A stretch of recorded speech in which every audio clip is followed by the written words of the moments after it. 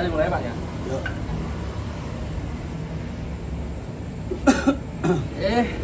Swastiastu.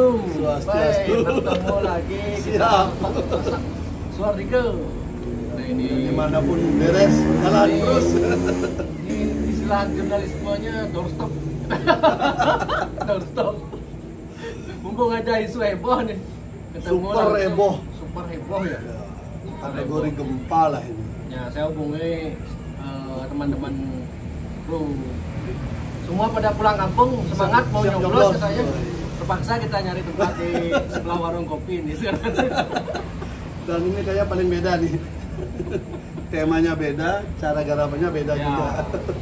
Ini podcast pakai HP, teman-teman. Pakai HP di pinggiran apa nih? Pinggiran jurang, kenapa pinggiran kali? Pinggiran Karena Tukan. nama jalannya nama Tukan. Pengen tugas. Nah, Pak Masa. Iya. Nah, langsung aja kita ke Ya. pokok masalah ini. Film Dirty Food. Iya. Iya. Nah, ini Super itu. kalau Pak Masa melihat gimana? Dan dirilis di masa tenang, masa tanya ya. Iya. Dan ini by design. Oh, by design ini. By design. Sangat. Dan yang melakukan ini orang yang sangat ngerti apa namanya permainan in real time lah dalam politik itu. Kan politik itu kan seni untuk meningkatkan nilai kemungkinan. Nah, semua cara itu kan diatur dan biasanya daya ingat orang itu adalah di terakhir ini. Maka lalu lintas sekarang ini kan minggu tenang yang tidak tenang. Betul, betul. Nah, makanya disitulah dia masuk dengan harapan ada dua agenda di situ.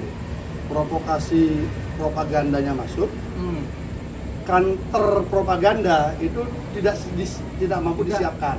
Oh, Keburu sudah iya, langsung. iya, iya, iya. Gitu. Meskipun dalam waktu 2 jam kayaknya video rilis sudah ada Jutaan. preskon itu. Iya, tapi Cuman kan jadi gini, preskon itu nilai value politiknya lemah. lemah. Karena sebenarnya klarifikasi itu istilahnya kalau orang itu tinggal bertahan aja. Ya, ya, ya. Tapi kan serangan ini kan luar biasa dan ini kan digerakkan dengan sangat masif.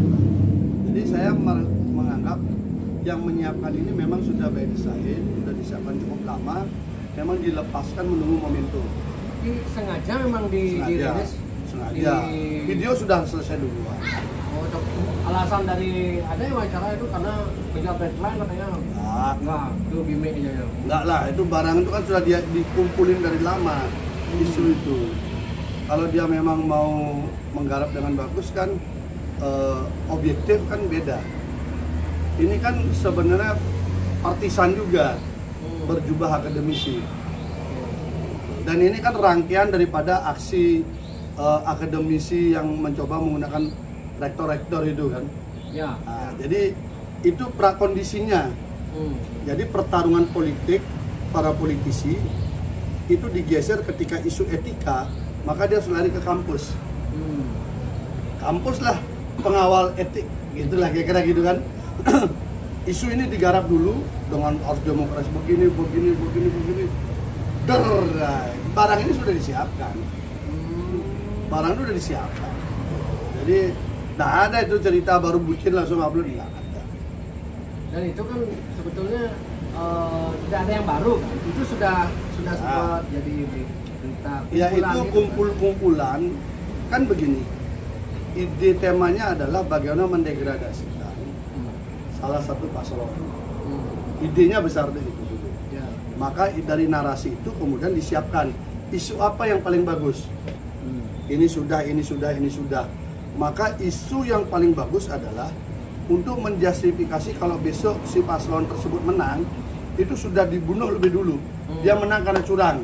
Dia menang karena ada ini. Sebelum pemilihan sudah dikondisikan begitu. Di framing seperti itu. Sehingga nanti alasan keberatan, alasan chaos, alasan apa macam sudah punya legitimasi lebih awal. Oke. Itu permainan bagi saya sih nggak suka begitu.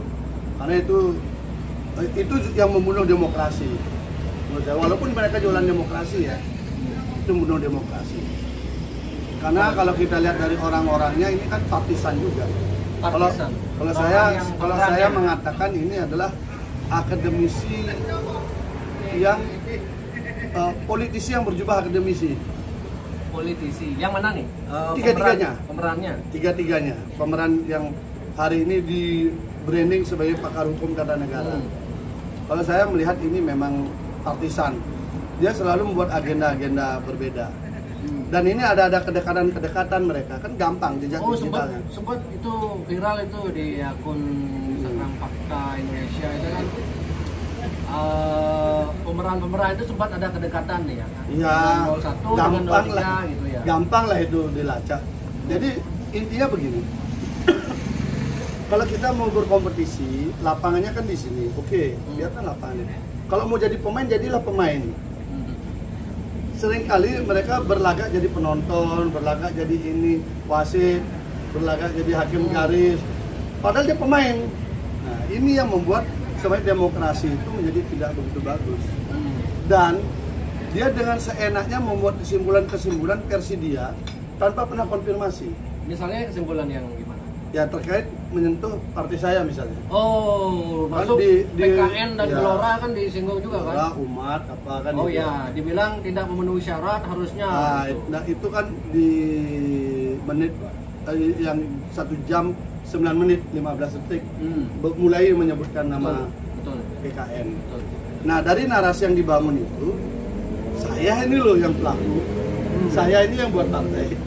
Ya, Dari desain, nama, logo semua sampai Mars, PKN pun saya yang buat gitu loh. Saya tahu persis sejarah dan saya nggak pernah ditanya sama dia untuk mengkonfirmasi apakah benar narasi yang dia bangun. Dia membangun narasi seakan-akan bahwa partai ini adalah bagian daripada rekayasa pemerintah Jokowi dengan segala kasih tangannya untuk menjadi partai bayangan untuk menabrak Partai Demokrat, kan itu Ya, di, ya, ya. di sana disebutkan. Nah, itu dirty propaganda kotor yang dibangun oleh si narasumber itu. Oke. Kenapa? Karena dia nggak ngerti partai ini tidak dibangun untuk nabrak Partai Demokrat, tidak. Sebetulnya Loh, saya sebelumnya kan di Partai Hanura. ya betul. Saya jadi waketum Partai Hanura, sekjen Partai Hanura. Ketika saya membuat partai ini pertama kali, mayoritas orang Hanura yang ikuti saya, gitu loh.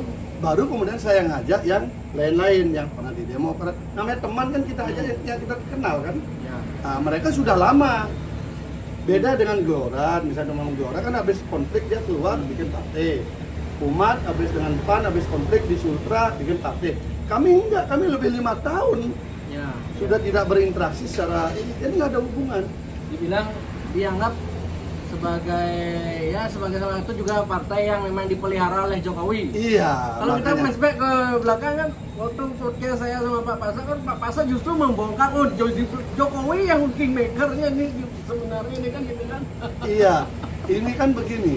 Ketika kita lihat dalam permainan yang hari ini nih, kita lihat mereka ini sedang mengendorse bagaimana kemenangan yang mungkin terjadi di 02 ini bisa didegradasikan legitimasi politiknya, syukur-syukur legitimasi hukumnya, sehingga yang dia endorse itu bisa menang. Gitu loh. Jadi gampang sekali bacanya. Makanya jujur aja, mereka ini kan semua partisan. Saya tahu persis. Partisan ya. Partisan dia sudah memihak sejak awal. Dia ada di mana. Misalnya waktu menyerang Mungkin partai. takut terganggu kepentingan keberlanjutannya dia. Iya, Misalnya enggak. 02 menang, Bukan kepentingan dia. bukan kepentingan dia. Jadi dia berharap kalau si ini menang, maka karena saya dekat, maka saya pasti akan dipakai lah. Oh gitu. Itulah, simpelnya begitulah. Kalau lewat situ, mungkin saya Nggak sudah dipakai. sudah ada yang lain di situ kan gitu. oke. Makanya kalau saya melihat, misalnya dia narasi soal PKN lah, yang paling gampang saya jawab. Saya mundur dari sekjen Partai Hanura, baru saya membuat PKN, bukan dari Demokrat. Ini jaraknya tuh panjang. Oh iya ya. Panjang ini jaraknya. Nggak ada saya membelah diri untuk kemudian menabrak. Enggak. Kami buat partai. Itu satu. Yang kedua, ketika kami bikin acara Rapimnas di Hotel Sultan, saya mengundang partai-partai, Partai Demokrat hadir. Jadi Partai Demokrat hadir memenuhi undangan kita, hadir, dan saya sambut gembira, kita taruh di tempat yang fit sebagai bentuk persahabatan sesama partai politik. Kalau memang ini diniatkan untuk itu, tidak mungkin dia mau datang. Gitu loh, tidak mungkin mau datang, dia datang. Ini kan dokter-dokter tata negara ini kan tidak ngerti dia. Dia hanya modal cuap-cuap, diskusi di antara mereka buat kesimpulan. Gitu. Nah, itu dua. Yang ketiga, latar belakang saya membuat partai itu ada dua hal. Satu, saya terinspirasi dengan apa yang ada di Malaysia. Anwar Ibrahim ketika membuat Partai Pakatan Harapan. Waktu itu dia buat partai, saya lihat tumbuh. Nah, ketika itu tumbuh, saya sampaikan ke Mas Anas, Mas, nasibnya AU dengan AI sama. AU Anas Urbaningrum, AI Anwar Ibrahim. AI di Malaysia itu sudah tumbuh. Mas sama dengan dia, sama-sama dituduh korupsi. Tapi nggak melakukan. Hanya dia lebih hebat lagi, dia dituduh pedofilia lagi satu. Dua dia kasusnya. Kalau Mas kan hanya satu, pasti bisa lebih maju gitu lah. Kira-kira gitulah. Jadi idenya membangun partai ini, salah satunya saya ingin membangkitkan kembali Mas Anas. Karena saya lihat mereka ini adalah politisi yang kuat, tapi mau dihabisin lah sejak awal.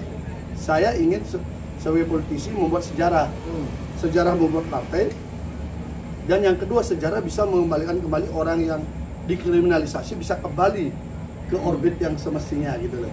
Ini kan belum pernah ada sejak Indonesia merdeka lah ya. Nah, langkah-langkah ini murni tidak ada hubungan dengan Jokowi. Tidak ada ketemu nggak ada, jaringannya pun nggak ada. Tidak dipesan oleh Jokowi pun. Makanya kita heran, apa urusannya Jokowi sama kami? Nah, ketika ini jalan, kita bergerak. Nah, dia mempertanyakan kenapa PKN bisa lolos. Loh, saya berani taruhan sama mereka bertiga. Kalau mereka bertiga bikin partai belum tentu bisa lolos. Rocky Gerung gagal bersama Arbi Sanit, pakar-pakar itu. Banyak pakar-pakar itu gagal. Saya yakin kalau mereka bertiga bikin partai belum tentu berhasil. Walaupun dokter. Mereka ada kecurangan katanya. Nah, makanya dia kan tidak baca data. Kami waktu mendaftar di KPU itu 501 pimpinan cabang dari 514. Jadi ada hanya kurang 13 saja. Hanya 13 kabupaten kota yang belum kami penuhi keburu sudah daftar. Nah, karena dengan posisi itulah kemudian kita mendaftar 501. Dari 501 ini diperiksa verifikasinya, administrasi dan faktual. Kami gugur di faktual. Ada 50 kabupaten kota kami gugur. Kalau memang kong kali kong, kan jangan dong digugurin. Nggak bisa. Karena memang kami terlambat input data, kami terlambat berapa hal, akhirnya gugur. Tetapi syaratnya kan 75%. Nah, karena di atas 75%, maka kami lolos. Itu undang-undang. Kalau syaratnya 100% kabupaten kota, kami nggak lolos. Karena syaratnya 75%, kami lolos. Karena 50 kabupaten kota ini mengurangi 501 masih di atas ambang batas minimal 75% itu, 430-an itu. Nah, artinya kami lolos dengan proses begitu. Lo kan kasihan teman-teman di daerah, pengurus di daerah, dianggap nggak ada mereka. Mereka kan hanya cuap-cuap ngomong-ngomong di warung kopi lalu disiarkan TV, ngomong seakan dia pakar tapi dia nggak ngerti bahwa dia bikin partai. Makanya saya tantang mereka, 2029 Anda buat partai lah, biar tahu susahnya. Kalau enggak Anda hanya bisa ngomong-ngomong doang. Paling berat kalau buat partai itu apa? Paling berat? Jaringan agar kita bisa membentuk sampai ke daerah. Kalau nggak punya teman, nggak ada itu. Makanya itulah yang membuat saya menyesalkan sekali. Itu Ferry Amsari, Uceng ataupun sama Bibitri kan hanya cuap-cuap saja. Mana pernah dia buat? Makanya saya tantang dia 2029, buat aja partai. Bisa nggak? Saya berani taruhan, pasti nggak bisa dia. Karena dia hanya bisa menjelekkan pihak lain seakan dia tokoh, seakan dia hebat. Makanya saya sebagai orang yang 1,5 tahun saya mempersiapkan itu dengan mengorbankan segala waktu semua. saya di Jakarta nggak kemana-mana, tinggalin pekerjaan, ngurus itu, keliling Indonesia ngurus itu. Berapa lama prosesnya? Saya 1 tahun sudah bisa lolos, kurang setahun sudah bisa ikut pemilu. Kenapa itu bisa? Karena kita kan membuat undang-undang pemilu dulu. Tahu saya aturan. Apa yang membuat partai itu bisa lolos, apa yang harus disiapkan, detailnya saya tahu. Mas Anas pernah di KPU, pernah melakukan verifikasi partai. Jadi ketemulah 2 orang yang punya kemampuan teknis untuk membuat partai. Mas Anas ngerti secara teknis di penyelenggara, saya ngerti ketika dia membuat undang-undang dan kita memang politisi. Dan saya pengalaman organisasi, beliau pengalaman organisasi. Jaringan inilah yang kemudian bergerak, membuat dengan cepat bisa terbentuk dari Aceh sampai Papua. Nah, tentu saya sakit hati dong. Tiba-tiba dia membuat narasi negatif seperti itu. Lalu dia anggap kami ini bonekanya Jokowi. Dia nggak tahu, masih ada buktinya. Kami kirim surat kepada Presiden Jokowi lewat Pak Pratikno. Suratnya sudah diterima, sampai sekarang kami nggak diterima untuk audiensi. Mungkin dianggap kami partai kecil. Kok tiba-tiba disebut boneka Jokowi untuk menabrak Partai Demokrat, sementara Partai Demokrat diterima di istana berapa kali? Kan sekarang berkoalisi kan? Nah, artinya sebelum itu begitu. Berarti kan logika yang dia bangun, logika yang modal gutak-gatik itu dia baca sepintas. Oh ya, anak-anak sama SBY berseberangan, maka dia dipasang. Nggak begitu, prosesnya nggak begitu. Bahwa kami berbeda pendapat dengan Pak SBY dalam banyak hal, itulah realitas. Kalau kami sama pendapatnya, mungkin kami masih di Demokrat, begitu. 2009-2014, mungkin kami masih di Demokrat. Tapi kan kami keluar. Kenapa kami keluar? Karena banyak ide gagasan tidak ketemu. Nah, tidak ketemunya ini menyebabkan kami tidak mau mengganggu Partai Induk. Partainya beliau yang sudah beliau kuasai kangkangi sekarang, udahlah. Nggak seperti yang lain berebut di situ, kami milih enggak. Saya milih keluar, maju DPD RI. Nah, ini contoh saja betapa konyolnya, sesatnya narasi yang dibangun. Tapi kalau ditonton kayaknya serem banget kan? Serem. Memang dibuat seperti itu, musiknya, apanya. Oke lah. Sama aja film, Pak. Tapi kalau kita bedah pelan-pelan, pemain mereka semua. Pemain mereka semua. Termasuk gini. Tiga-tiganya pemain, termasuk sutradaranya pemain semua. Sutradaranya juga? Iyalah. Ini sutradara lah ini. Sutradaranya Bang Dan. Ini sebetulnya guru jurnalistik saya dulu kan sebetulnya. Ya, order lah, tapi wajar lah untuk cari kehidupan. Gitu dan ini. Cuman saya juga agak kurang fair melihatnya ini videonya ini kalau bicara kecurangan pemilu. Nah, kalau ngomong misalnya kecurangan ya, fair dong. Merah juga gimana kecurangan di daerah itu? Buka dong semua. Buka dong semua, gini loh. Dia menyerang misalnya gitu, kan? Polisi, TNI disebut begini begitu. Dia nggak pernah cerita soal BIN, kasus Papua Barat, kasus Malaysia yang sudah pertemuan difasilitasi oleh BIN di sana. Dia nggak berani sampai itu. Kalau dibuka semua dan 3 gini semua bobroknya itu saya iya objektif dia. Tapi saya ini kan enggak. Kebebasan. Ini kan agendanya adalah untuk mendelegitimasi yang sudah dia hitung berdasarkan survei 02 akan menang. Maka harus disiapkan besok ketika dia menang atau pas pencoblosan dia menang itu sudah terdegradasi secara moral, secara etik, secara yuridis kalau bisa. Jadi ini disiapkan ke itu. Makanya menurut saya ini kan permainan. Nah, kalau permainan ya harus dilakukan permainan. Hanya saya tidak masuk ke urusan pilpresnya. Saya hanya mengklarifikasi soal PKN-nya. Gitu. Makanya saya kemudian langsung jelaskan, benar narasi Anda karena kami nggak ada. Sampai sekarang saya sama Pak Pratik, apa salah kita nggak diterima? Nggak dijawab sama beliau. Partai politik yang lolos pemilu, yang posisi tidak menyerang pemerintah, tapi tidak diterima oleh pemerintah sampai sekarang kami. Tapi ya nggak masalah, suara kami kan tidak tergantung pada istana. Suara kami tergantung pada mereka yang sepakat ide gagasan kebangkitan Nusantara ini harus menjadi jawaban untuk Indonesia unggul, gitu aja. Di situ letaknya. Menurut Bapak video film Dirty Food ini akan mempengaruhi suara besok kan? Enggak. Malah menjadi serangan balik.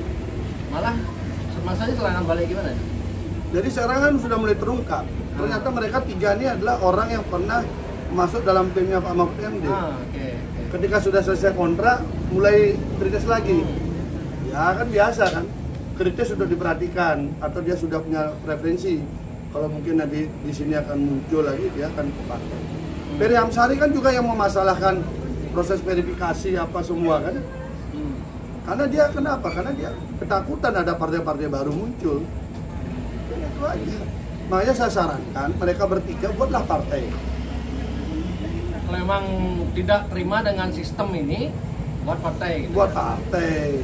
Buktiin Anda punya kemampuan, omongan Anda memang hebat. Biar tahu susahnya buat partai. Saya merasakan betul, nggak mudah buat partai. Tidak hanya biaya, waktu, tenaga, pemikiran, strategi, konsep, memahami aturan, tahapan, waktu itu day to day-nya. Bagaimana membentuk di provinsi, membentuk kabupaten, membentuk kecamatan, tidak gampang. Bagaimana mengkonsolidasikan itu, memotivasi itu biar jadi satu. Nggak gampang, dia modal comot-comot lalu udah ngomong seakan dia paling ngerti. Wah, saya jujur aja, itu saya jadi ingat omongnya Gus Dur. Ini akademisi tukang yang bisa terima orderan. Jujur aja. Bahasa berarti pesanan ini orderan. Iyalah, ini kan akademisi tukang ini. Akademisi tukang lah. Makanya saya sarankan Anda turunlah jadi politisi langsung. Intelektualnya diadu untuk buat konsep. Ayo kita di lapangan nanti biar tahu rasanya gimana buat partai. Nah, kalau saya nonton itu kan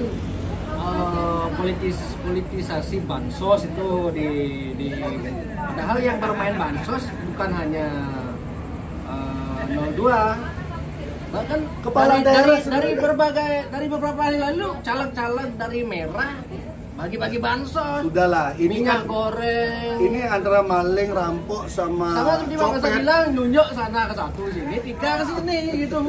Udah nih sama masyarakat semua udah paham kan. Ini semua sama semua kan? Bedanya satu, yang satu pernah korupsi besar-besaran dana bansos di masa Covid, yang lain belum tertangkap. Tapi kan sekarang kalau kita merenungkan mana lebih jahat, korupsi dana bansos waktu Covid, bencana alam, atau membagi-bagi bansos yang memang sudah dianggarkan. Nah, bagi saya melihat, kalau mau jujur misalnya, pemerintah pusat begini, kenapa dia nggak potret pemerintah daerahnya? Pemerintah daerahnya bagi-bagi bansos juga. Bahkan di Bali, potongan bansos itu 50% loh ada. Gila kan? Itu kalau dibandingin kecurangan, anggaplah kalau itu MK ini dianggap oleh mereka itu kecurangan. Kalau bansos dipotong 50% itu kecurangan nggak? Itu udah kejahatan. Itu kejahatan. Makanya mereka ini ngaku sebagai malaikat. Mereka mengaku orang yang suci. Udah memandang yang di situ tuh kotor semua, dirty semua. Sayalah yang clean gitu ya. Saya yang clean gitu.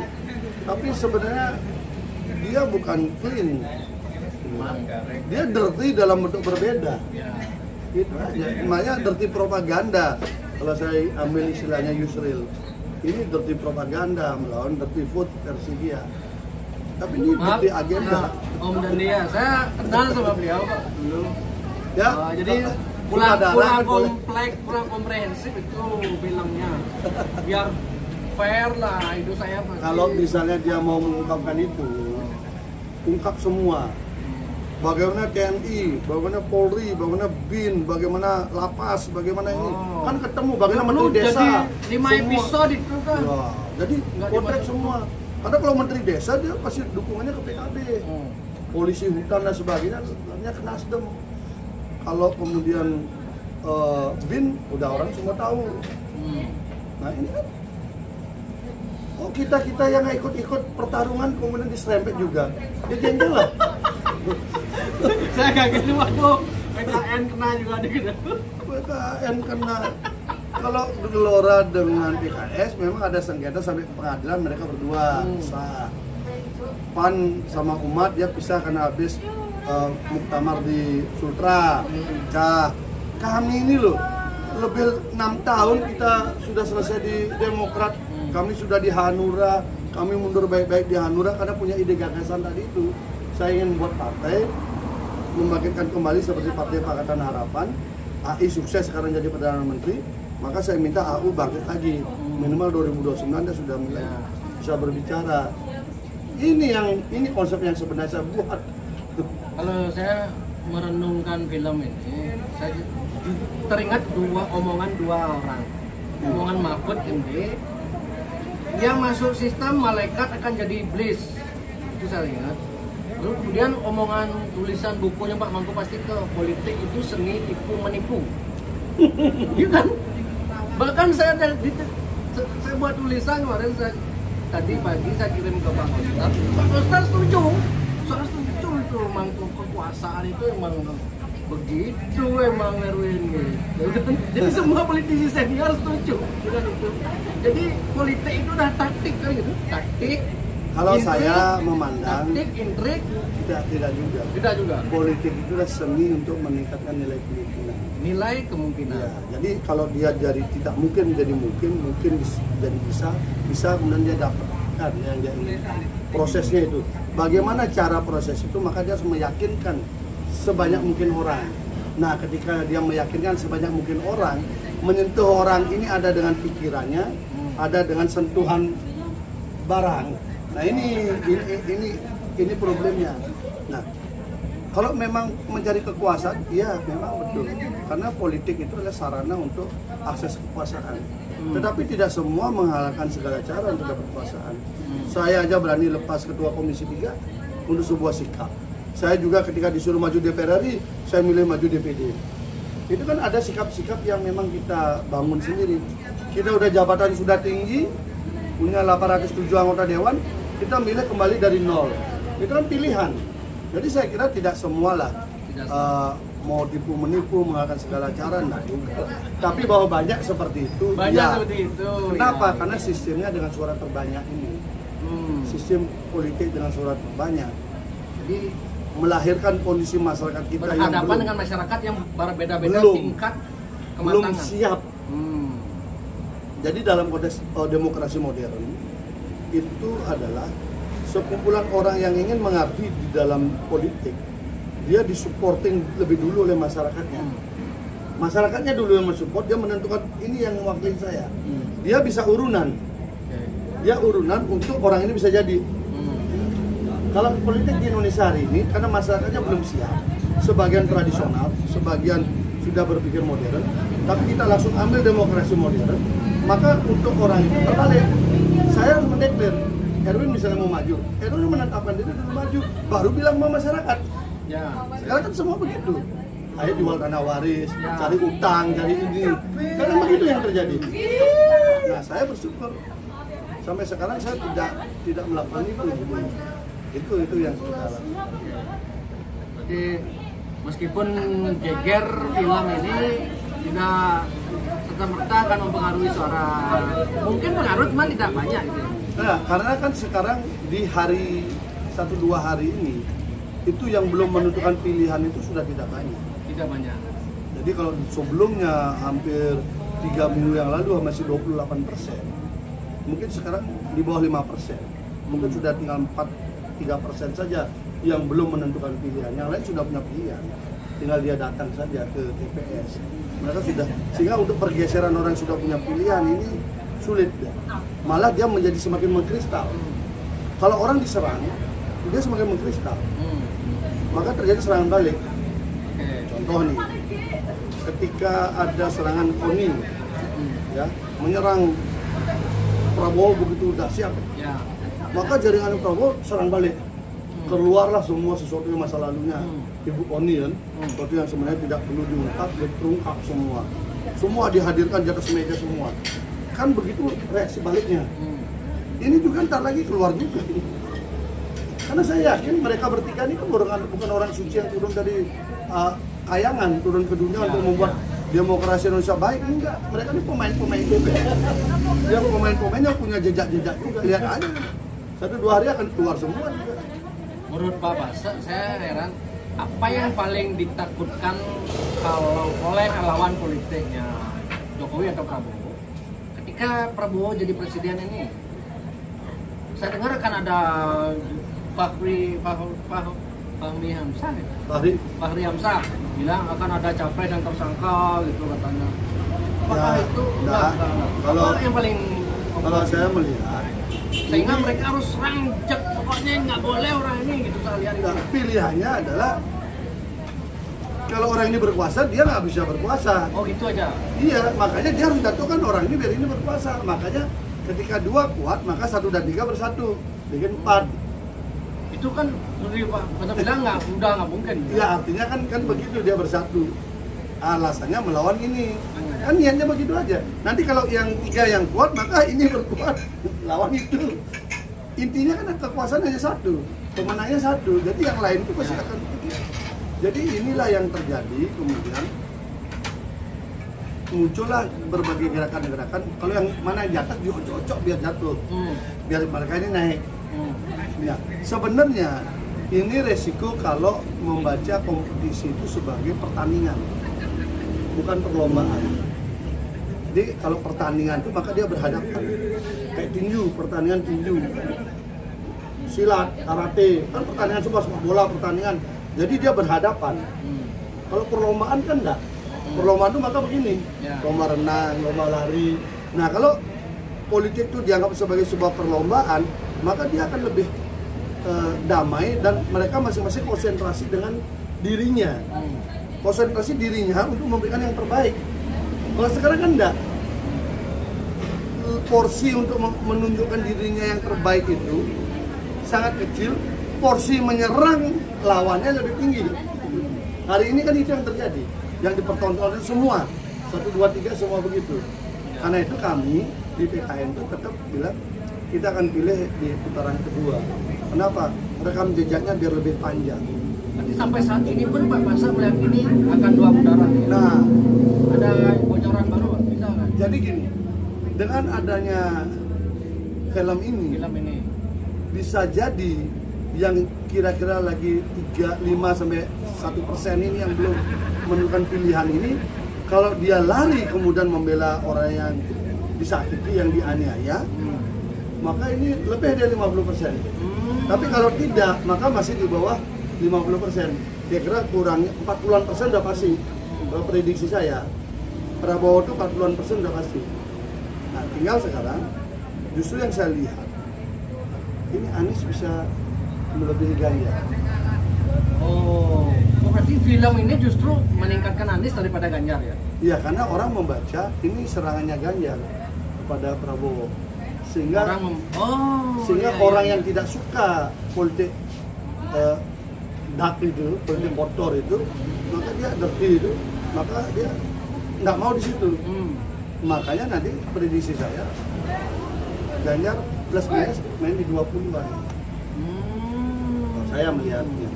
Karena kembali yang kemarin saya bilang, terus menyerang. Ya. Satu sisi mengklaim diri sebagai penerus Jokowi, sisi lain paling agresif menyerang pemerintahan. Ini kan kontradiktif. Sementara yang selama ini sudah memberani diri oposisi menyerang itu sudah di Anies. Nah, kalau yang sekarang semua orang tahu, Uceng ini memang dekat sekali sama Mahfud MD. Bivitri, Ferry Amsari sama-sama dilibatkan oleh Mahfud MD di timnya Menko Polhukam. Jadi ya mereka kan ingin lagi, kontrak sudah habis, ingin lanjut lagi dengan jabatan yang lain kan. Nah, berharap boleh lah. Tapi dia harus menampilkan diri seorang akademisi yang kritis. Kan harus tampil seperti itu. Ya. Tapi kan menurut saya ya tetap saja tidak bunyi dia tuh. Tidaklah kuat dengan narasi yang dia bangun. Kan narasi ini kan hanya kumpulan-kumpulan yang sesuatu yang sudah mereka ramaikan tapi gagal. Mereka kan gagal. Dulu memasalahkan Gelora, umat, PKN, guru semua dimasalahkan, tapi kan gagal. Soal apalagi MK, macam-macam gagal. Nah saya mau tanya, biasanya soal MK, etik itu udah selesai dan rakyat udah milih. Karena kita kembali ke filosofi. Apa dasarnya? Kok orang untuk dipilih harus dibatasi umur? Umur memilih 17 tahun. Ya. Umur dipilih, kenapa dibedakan antara eksekutif dengan legislatif? Loh, kalau legislatif kan 21 tahun. Ya. Kenapa kemudian kalau di eksekutif harus 40 tahun? Nah, ini kan kembali ke filosofinya. Kan eksekutif, legislatif, yudikatif kan sama posisinya. Kenapa harus jadi bedakan? Maka perdebatan muncul. Artinya apa? Angka ini kan bukanlah angka sakral yang harus dipertahankan. Beda dengan usia 17 tahun. Untuk dia bisa memilih 17 tahun atau sudah pernah kawin. Ini kan sudah doktrin yang dari dulu. Sementara kalau usia ini kan dia naik turun. Jadi bukanlah sesuatu yang sangat esensial untuk diperdebatkan. Hanya karena Gibran lah memilih Prabowo lah jadi masalah. Tapi kalau Gibran ini gabung dengan di PDIP, beda lagi bahasanya. Tapi saya dengar dulu Anies sempat menawari Gibran dan PDI pun sempat ingin meminang Gibran kan? Iya. Kalaupun toh nggak pernah Prabowo sama PDI kan? Iya. Nah, itu udah makanya. Lagu itu dinyanyikan sesuai dengan kepentingan. Betul. Sekarang urusan bansos dipermasalahkan bla bla bla. Lah mereka kalau mereka lihat sekarang di daerah, kepala daerahnya mereka pada bagian bansos semua untuk caleg-caleg. Sama seperti masalah reklamasi Bandar Buleleng itu yang berkuasa tidak ini gede gitu. Ya, kan Jangan di politik kan memang begitu. makanya kita harus biasakan daya kritis, nalar kritis dibangun, tetapi berbasiskan kepada argumentasi yang netral. Ini argumentasinya penyanyinya ini kan menyesuaikan orderan. Hari ini dia menyanyi begitu, besok kalau ordernya beda-beda. Kita ambil contoh, pasukan Basar medsosnya lah. Ketika mereka masih bersatu, mereka selalu memuji Jokowi. Mau Denny Siregar, siapalah itu semua memuji. Siwot TV, Siwot TV, semua. Akhirnya ketika induknya pecah kongsi, mereka kan harus milih untuk tetap hidup. Oh iya, betul. Tetap hidupnya milih. Begitu dia milih ke sini, maka ini jelek. Yang memilih ke sini, ini jelek. Padahal mereka dulu bersatu. Betul. Artinya apa? Nyanyian-nyanyian dia sangat tergantung di mana dia berdiri. Syair-syair yang dia sampaikan sangat tergantung di mana dia berdiri. Ini benar, politik tidak mengenal kawan dan lawan abadi. Yang abadi adalah kepentingan gitu. Itu sudah doktrinnya. Doktrinnya. Makanya kalau kita melihat posisi itu, saya sangat sayangkan karena ini sangat mengganggu tenang kita. Ya, Cara-cara begini sangat mengganggu tenang kita dan jujur aja, apa salahnya PKN? Kami tidak ikut pilpres, kami tidak ada di bawah Jokowi, kami tampil sendiri, berjuang sendiri dengan dunia sendiri, menawarkan ide gagasan sendiri dengan frame yang berbeda dengan yang lain. Kami bisa begini, kami menawarkan, ini saya nih menawarkan ke daerah, kita harus bangkitkan Nusantara. Nusantara ini patronnya Bhinneka Tunggal Ika. Kita hargai semua perbedaan. Maka Anda atur semua di daerah, saya percayakan. Saya umum. Anda atur semua di daerah, Anda tata semua, saya pasti dukung. Mereka semangat kan? Karena otoritas dalam politik itu penting. Sehingga dia melihat di partai lain, semua harus ambil ketua umum. Ketika saya jadi ketua umum, saya distribusikan, saya delegasikan mereka. Anda yang berkuasa di sana, silakan atur. Ini yang membuat mereka semangat. Ilmu yang saya pakai begitu. Kemudian yang kedua, saya ingin tawarkan, tidak semua partai politik memerlukan konglomerat. tidak semua partai politik memerlukan konglomerat. Selama ini paradigma kita membuat partai perlu biaya besar. Saya bisa lakukan dengan semangat gotong royong dan berdikari yang saya tanamkan di dalam ADART partai, itu bisa berjalan sampai sekarang. Saya tidak pernah datang ke Papua, pegunungan, Papua Tengah, tapi bagaimana di situ PKN sangat meriah. Hampir seluruh kabupaten kota di Papua itu menyambut PKN bagus. Saya memang datang ke Sumsel. Saya lihat di sana pertumbuhan PKN sangat bagus, tapi saya nggak pernah keluar uang untuk itu. Saya cukup datang memotivasi, memberikan harapan, ide gagasan, dan track kemana perjuangan kita.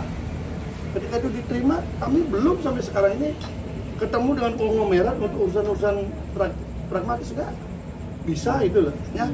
Kami menawarkan sebuah nilai-nilai seperti itu bisa di Indonesia dan diterima, karena asumsi saya bilang begini, dulu Indonesia merdeka nggak ada tuh konglomerat yang bantu, semua yang punya ide gagasan yang berjuang, dan kemudian Indonesia bisa merdeka. Masa Indonesia untuk menjadi Indonesia unggul harus tergantung sama konglomerat lagi?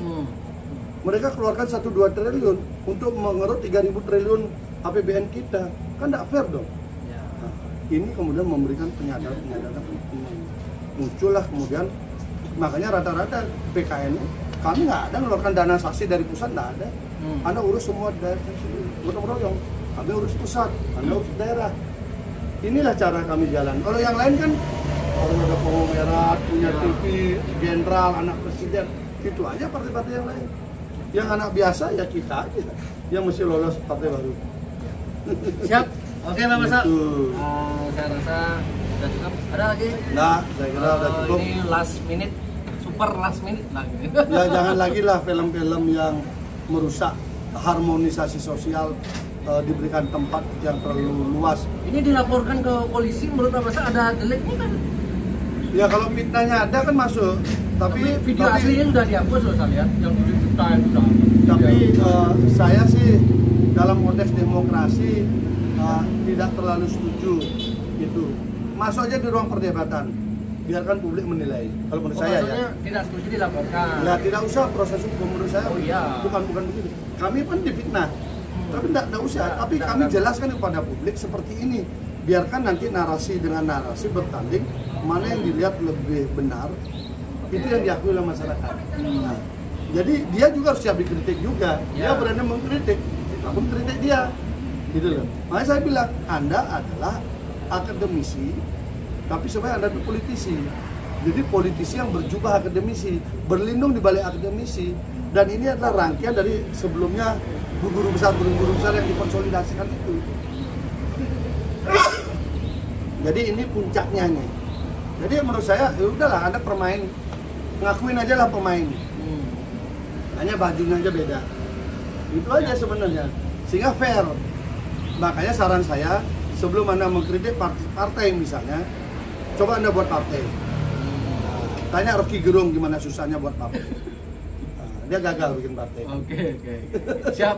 Oke Pak Masa, terima kasih. Ini Banget. Karena Tinggal saya sudah waktu pengen update konten lagi, ini udah tinggal beberapa jam lagi udah pemilihan nih ya. Mau gimana? Kalau biasanya sebelum H-1 pemilihan ini orang begadang nggak? Begadang ya? Caleg begadang, ini gimana besok ini gitu ya? Kan penyelenggara juga begadang, persiapkan untuk besok. Caleg juga begadang, nggak bisa tidur karena menanti nasibnya besok. Kemudian yang memilih pun juga begadang nunggu siapa itu ada yang datang. Apalagi dengan ada videonya Pak Masa sekarang, tambah lagi gitu. Oke Pak Masa, sukses lagi. Ya, sukses. Ya,